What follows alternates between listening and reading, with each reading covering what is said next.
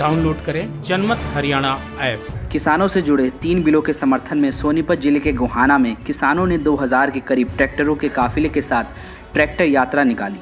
राहुल गांधी की ट्रैक्टर यात्रा के जवाब में बीजेपी नेताओं ने खुद ट्रैक्टर चलाया, जिसके बाद गोहाना की नई सब्जी मंडी में बीजेपी ने किसान धन्यवाद रैली का आयोजन किया।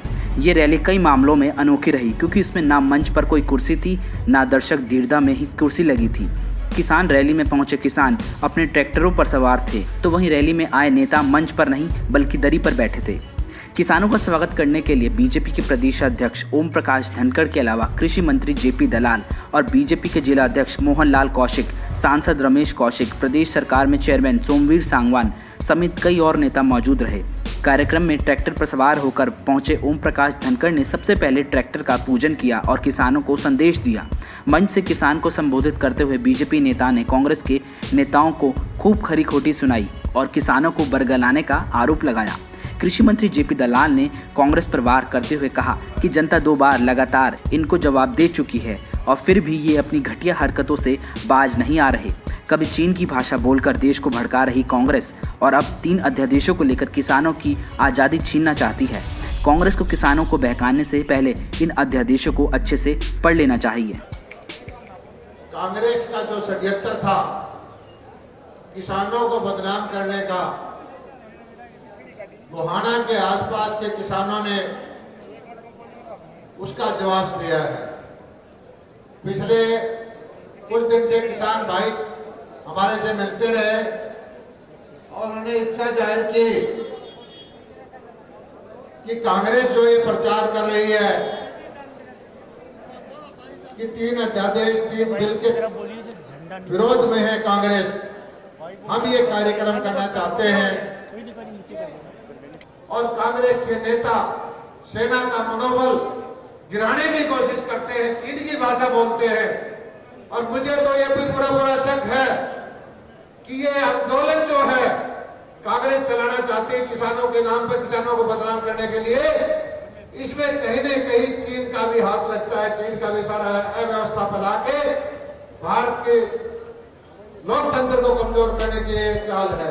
पूरे जोश में नजर आ रहे बीजेपी प्रदेश अध्यक्ष ओम प्रकाश धनखड़ ने कांग्रेस नेताओं का सीधा नाम लेकर उन पर वार किया। धनखड़ ने कहा कि किसानों को झूठ बोलकर कांग्रेस की राजनीति नहीं चलेगी, ना कांग्रेस का झूठ बिकेगा। बीजेपी की सरकार किसान की फसल का एक एक दाना खरीद रही है। कांग्रेस तो अपने ही घोषणा पत्रों में बनाई गई रिपोर्टों को भूल गई है। आज जब यह काम हो रहा है तो इनके विरोध करने का कोई मतलब नहीं रह जाता।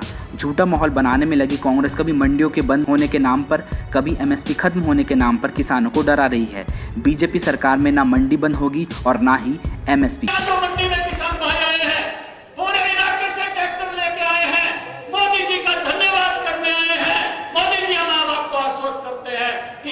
झूठ को हम बिकने नहीं देंगे। हमारा बाजरा नहीं खरीदा जाएगा, हमारी चीनी नहीं खरीदी जाएगी, हमारा सरसों नहीं खरीदी जाएगी, हमारा गेहूं नहीं खरीदा जाएगा। इनके झूठ नहीं बिकने देंगे। मैं कांग्रेसों से एक सवाल करता हूं, अभी ये बिकने लग रहा, फिर आगे सरसों बिकेगी, फिर गेहूं बिकेगा, फिर चीनी बिकेगी। भाई कांग्रेसी हो तुम मंडी के आगे के घूंघट काट के लगड़ा करोगे। आज तो तुम झूठ बोल रहे हो, ये झूठ तुम्हारी पोल खोल कर देंगे।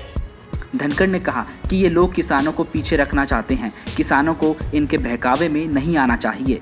किसानों से जुड़ी तमाम अच्छी योजनाएं बीजेपी की ही सरकारों में आई हैं।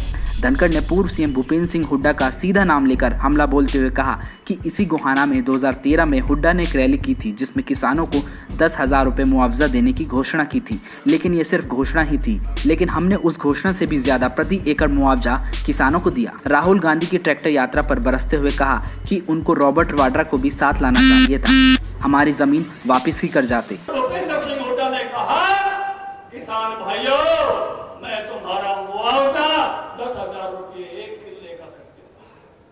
मुझे बड़ी खुशी हुई थी उस दिन उनका भाषण सुन के, क्योंकि मैं किसान मोर्चे का प्रधान था और हम बड़ी जोर शोर से इस बात की मांग किया करते थे कि जो सिफारिश हुई है उस सिफारिश के हिसाब से किसानों का मुआवजा होना चाहिए।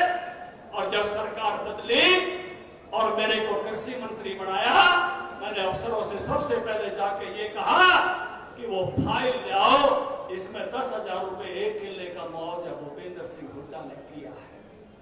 अफसर एक दूसरे की तरफ देखने लग गए। मैंने कहा क्या हुआ? बोला साहब ऐसी कोई फाइल नहीं है, वो तो भाषण हुआ था। अरे मैं कहा इतना बड़ा आदमी झूठ नहीं बोल सकता। अरे 2 बार प्रदेश का मुख्यमंत्री रहा, और भाई किसान के घर का जन्म है, झूठ नहीं पावे। तुम फाइल लाओ, ढूंढ के आओ कि अलमारी में धरी होगी। वो फिर गए, उल्टे आए। साहब बोला ऐसी कोई फाइल सही को नहीं।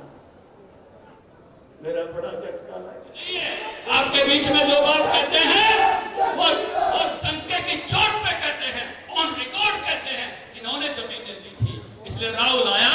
लोग बोले रावट ने भी लिया, मारे किले थे। बीजेपी ने गोहाना में किसानों के बहाने कांग्रेस पर जबरदस्त पलटवार किया है। वैसे तो किसानों को ज्यादा धरने प्रदर्शन उत्तरी हरियाणा या पंजाब से लगते इलाकों में हुए हैं, लेकिन कांग्रेस इसका इस्तेमाल बड़ौदा उपचुनाव में करना चाहती है।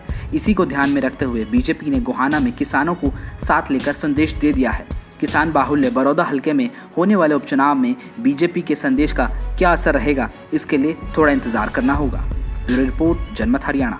राजनीति के आगे, राजनीति के पीछे, हर हलचल को जानने के लिए हमारे YouTube चैनल जनमत हरियाणा को लाइक करें, सब्सक्राइब करें और अपडेट रहने के लिए बेल आइकन दबाना ना भूलें। देखते रहें जनमत हरियाणा, सच के अलावा कुछ भी नहीं।